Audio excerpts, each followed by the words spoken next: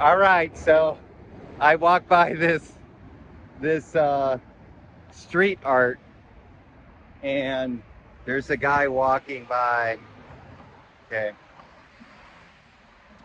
and he says, "I am in the process of solving some problems, and also in the process of creating new problems." Isn't that the human condition, right? Isn't that the human condition, the egoic human condition that leads to suffering? We we're problem solvers, okay? Okay. This is going on. This is going on, and again, there's nothing wrong with solving problems. We got to solve problems, even on the spiritual path, right? Got a train in the background.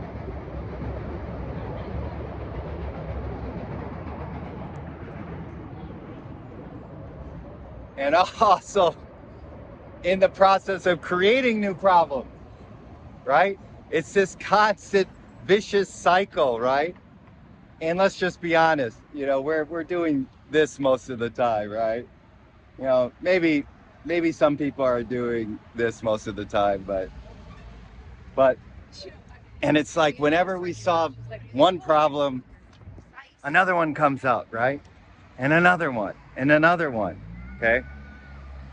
And it causes suffering, causes us going insane, right? Gets us to our knees, has us go on the spiritual path, surrender, right? So actually the problems are a good thing for many of us because it gets us on the spiritual path.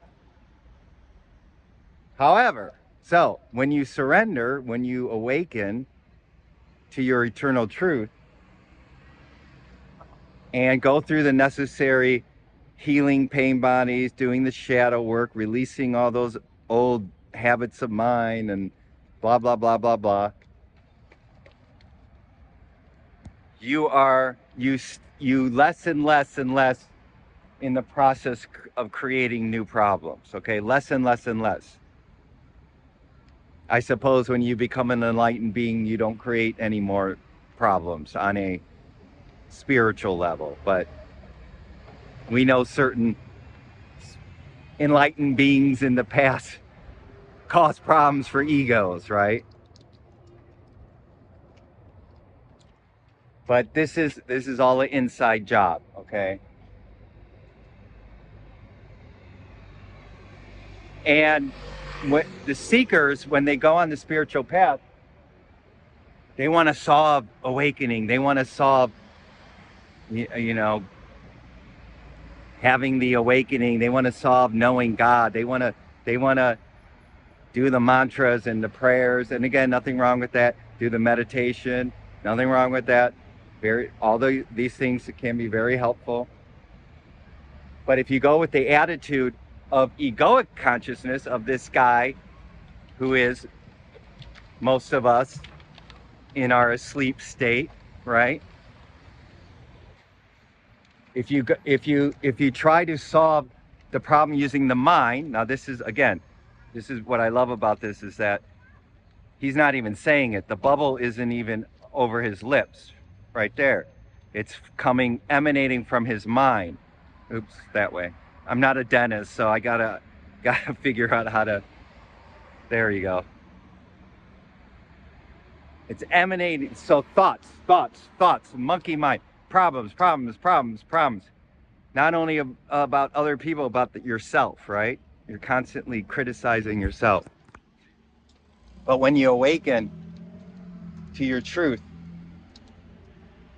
you've ended the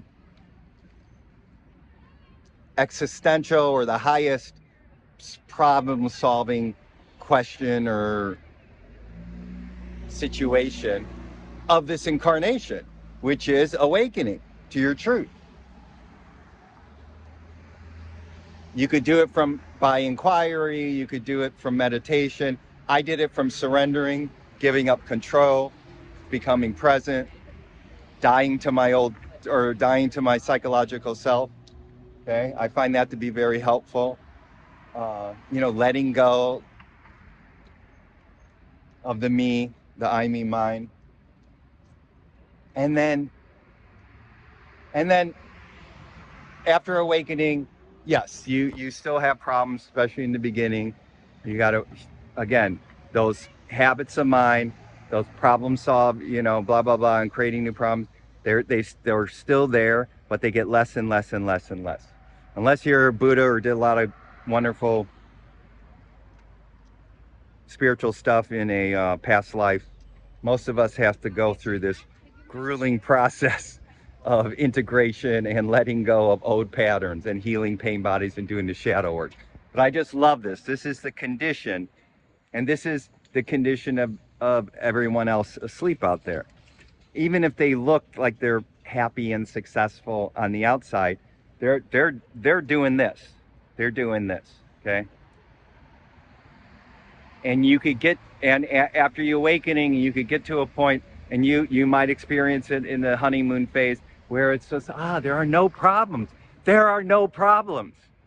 There are no problems.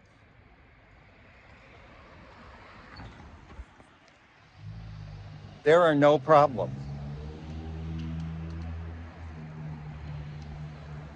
There's just the isness. There's just the now, presence. There's just what is.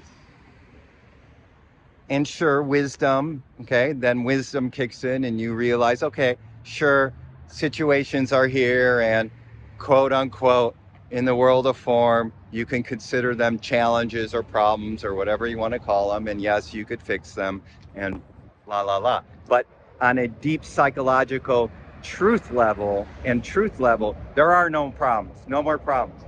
So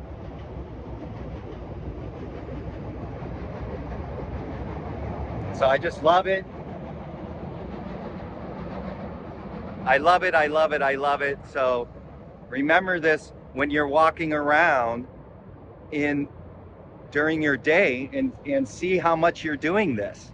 Use this as a spiritual practice. Use this, I don't know, cartoon or whatever, painting. It's street art.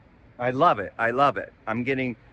I just filmed something earlier, and I think it's from the same guy. It's called Don't Fret. I don't know who that is, but I love it. So just use this, remember this as a spiritual practice and see how much, even if you're solving problems, you're still in your mind, okay?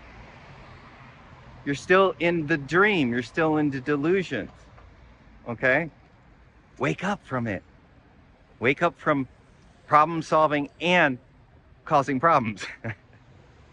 Duality. See, it's duality, right? All right. So hopefully this has been helpful. I love it. I love it. I love it. And love you. And until we meet again, next time in the problem-free zone of this beautiful now moment.